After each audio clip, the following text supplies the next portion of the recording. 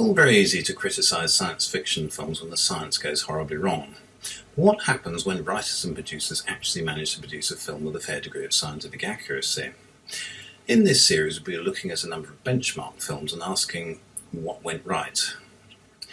2001: A Space Odyssey was one of those really great films of the 20th century, but what made it shine out above all the others? Two geniuses, director Stanley Kubrick and writer Arthur C. Clarke, laboured for 4 years, exhausted $10.5 million, and finally released the film in April 1968. Ed and I had worked very closely together for a few years, really, before Astronaut finally went to camera. I actually met Ed through a friend, and we started chatting on the phone about our love of science fiction. Anyway, Ed came on board and we started exploring the type of spacecraft we might need for Astronaut. And Ed has a great knowledge of science, and my science, well, I have no science, it's non-existent. But I have this kind of emotional fascination with space, what might be up there. So Ed and I, as we worked together, we just started discussing what had been our favourite science fiction film and how it had influenced us. And we both, of course, decided that, or told each other that 2001 was the best, really. I think what Stanley Kubrick managed to achieve with this film is he made the 9-year-old girl, who was dyslexic and terrible speller and reader and writer, be transported to a world that I completely believed in. It was such a plausible world, and he did it because he's a genius, of course. But I think also he transported the audience by his characters as well. Kubrick brought his cinematic vision to the composition of both the live action and visual effects work. This resulted in an astounding yet meticulous vision of space exploration and alien encounter. Kubrick single-handedly changed science fiction from a marginal B-movie genre to a mainstream serious method of filmmaking and storytelling. Sir Arthur C. Clarke was a visionary science fiction writer who invented the geostationary satellite and foresaw many key developments in information technology. I still have the battered old copy of the novel I bought in 1978. I loved this book. For me, it was a fantastic adventure into space, the mind, and into the future from a present I didn't much care for. I first saw the film version on a small portable black and white television set with its own coat hanger style aerial. The fuzzy reception and squashed aspect ratio was a radical contrast to Sheila's astounding first view. I hated it. The spacecraft didn't go to Saturn. I thought the jump out of the space pod was completely ludicrous, and it lacked any of the serious introspection of the book. I was profoundly disappointed. It's only in more recent years I've begun to appreciate the film version of this narrative with a decent-sized screen and a properly rigged sound system to enjoy Kubrick's unexpectedly classical soundtrack. We can now enjoy the film not only for aesthetic merit, but its crisp and meticulous science. And again, I think it's just the genius of a filmmaker, really, Stanley Kubrick. He brought such science to 2001, and it has been the scaffold for so many other science fiction films. You do think when you're writing a science fiction film, how would Kubrick have done it? What can we nick from 2001? How much can we get away with? Getting the science right in films is challenging. There was me, a mere doctor, suddenly working with a number of well-known Hollywood names. It was utterly daunting and challenging, but yet utterly exhilarating at the same time, since I could integrate everything I'd ever learnt. The onus was on me to double-check and triple-check everything. Luckily, Sheila was a sheer delight to work with, and we came up with many a solution to a tricky problem. The film opens with the Ape Man sequence. An early ancestor of man is manipulated towards intelligence by the alien monolith. Clarke was working with the then current theories of human evolution, which suggested a linear progression from apes to humans. We now know that the situation is much more complicated than Clarke imagined. Who our ancestors were is most unclear. We can say that they developed bipedalism before a large brain and had an omnivorous diet which evolved long before they were primates. We don't know when our ancestors started making tools, but an ability to hunt and eat meat is much older than the 4 million years allowed for in the film. This is reflected in the length of the human gut and the shape of the teeth. However, this section is entitled The Dawn of Man, so perhaps the aliens visited Earth several times to give the appropriate nudge here and there. The design of the spacecraft was a major watershed in filmmaking. Before 2001, they were either derivatives of wartime V-2 rockets, or flying saucers, or occasionally hybrids of both. Kubrick's spacecraft are genuinely designed for work in a vacuum and feature immense detail of pipework and fussy little mouldings that was to influence almost every sci-fi film since. However, this level of detail came at a price. In an age before computer-generated imagery, all visual effects used an assortment of ingenious tricks and model work. To get a pin-sharp image, lighting, camera aperture and film speed had to be carefully orchestrated. The larger the model, the wider depth of field needed, which generally meant a much narrower aperture. Bright lighting would tend to cause overexposure and detail would be lost in a burnout. Consequently, model shoots tended to have very long exposure times with dim lighting. A larger model size led to more opportunity to add details, to make spacecraft more like steelworks at oil refineries rather than fake-looking toy rocket ships. The visual effects still look crisp and exciting over 50 years later. The Orion 3 spacecraft, which takes Dr. Hayward Floyd from Earth to the space station, was operated by Pan American Airlines, the 1960s must-have for air travel. This delightfully designed spacecraft was really what the space shuttle was supposed to look like. The double delta wing was an inspired choice. It generates enough lift at low speeds and copes with a hypersonic shockwave at high speed.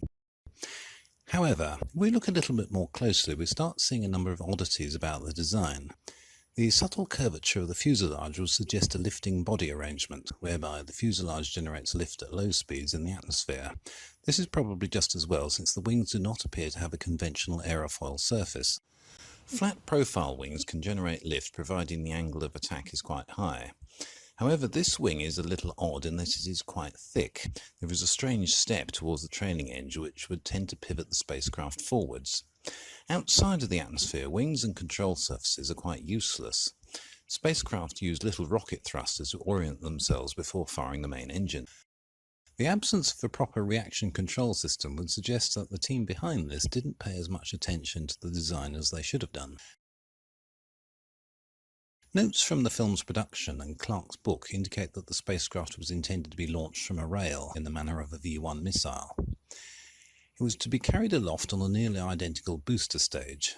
This is quite accurate, and NASA had several studies in the 1960s for similar boosted space shuttle combination types. We borrowed exactly this idea in our film Astronaut. The absence of a tail fin and the layout of the flight deck would suggest a high degree of computer control for all of the spacecraft in the film. Such fly-by-wire control systems are under development in the late 60s and were used on Concorde in the Apollo program's lunar module.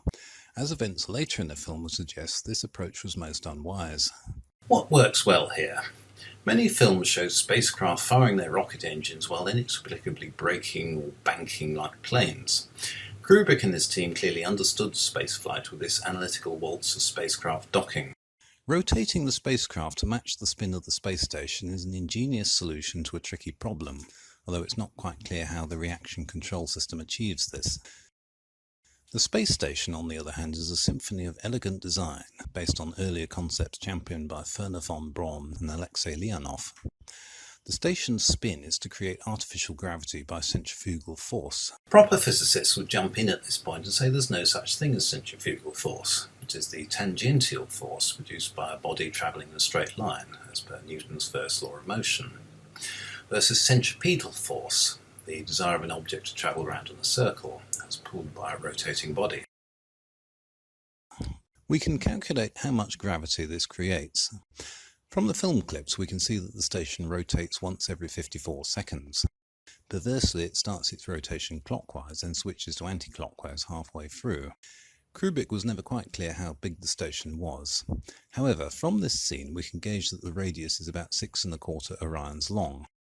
Various online sources state that the length of an Orion is 213 feet, which in modern parlance means about 65 metres, assuming the earwig-like radio antennae are included. This means the station's radius is an impressive 400 metres. Feeding the radius and spin into the equation, we arrive at a figure of over just half a g, which is a little bit more than Clarke's original estimate of 1/6 lunar gravity.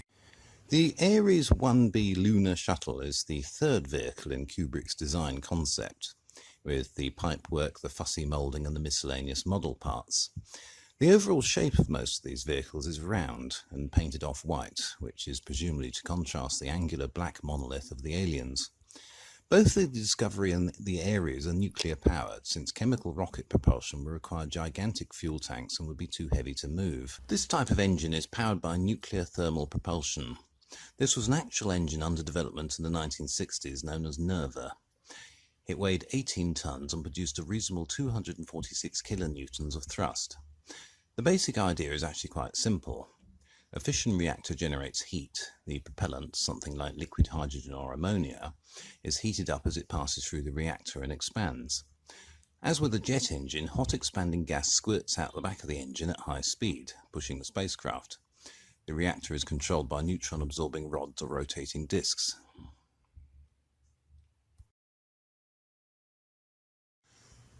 There are a number of formidable engineering challenges with this type of engine. These are how to coax enough thrust out of the heavy engine without melting the reactor.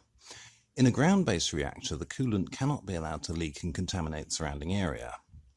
In space, however, this is much less of a problem. The radioactive exhaust is blown out at high speed from the spacecraft. Cosmic rays from the sun quickly ionize it and blow it outwards from the Earth's orbit. Neutron shielding need only protect the passenger compartment, which can be achieved by control rods and the propellant tanks. Unlike the Orion 3, the reaction control system is prominently displayed, although an oddity of this spacecraft is the location of the flight deck. The transit and descent sequence show the red-lit windows on top of the dome. This is quite strange. This is a bit like trying to reverse into a small garage without any mirrors at 3,000 miles an hour. How would they see where they were going? However, this scene clearly shows a downward-looking view over the moon base. I would suggest there must have been an auxiliary landing bridge to achieve this. At this point, we encounter the only major continuity error in the film.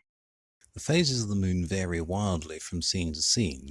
The sun is slowly rising over the eastern hemisphere, but is setting in the west in the very next scene, a gap of 2 weeks. The book version states that the monolith sent its signal when exposed to sunlight for the first time in 4 million years. Yet this cannot be the trigger, since the Tycho crater is in bright sunlight when we first see the moon in the film version. This isn't mentioned in the film, so something else must have triggered it. However, this is merely nitpicking on what are still utterly brilliant visual effects. Why the wild inconsistency? Possibly the reason for this is the overall symmetry of roundness between the moon, the space station and the two spacecraft types. If we substitute the correct phase of the moon, the scene loses something of its impact. The Moonbus spacecraft deviates from this spherical concept somewhat. This takes Floyd and his group from Clavius to the outstation at Tycho. The method of propulsion is unclear, some sort of low-output rocket engine that exactly balances the lunar weight of the bus, maintaining a constant height. I was always puzzled by this. Surely it would be more efficient to travel the 460 kilometers in a ship following a ballistic trajectory, accelerating then braking. However, they may have developed some form of efficient ionic propulsion or maybe a small nuclear engine. In part 2, we find out what happens when Floyd gets to Tycho. We ask how did they know where the signal was sent? What was Discovery's orbit? And crucially, why did HAL malfunction?